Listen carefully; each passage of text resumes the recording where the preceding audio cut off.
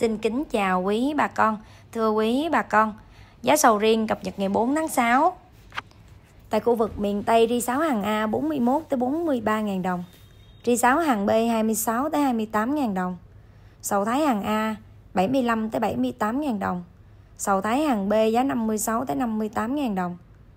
Tại khu vực miền Đông, ri 6 hàng A 41 tới 43.000 đồng.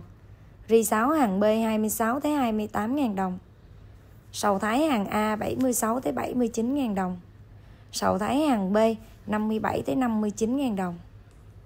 Tại khu vực Tây Nguyên, ri 6 hàng A 41 tới 43.000 đồng. Ri 6 hàng B 26 tới 28.000 đồng.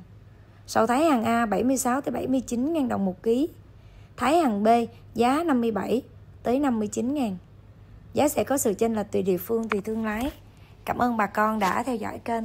Xin kính chào.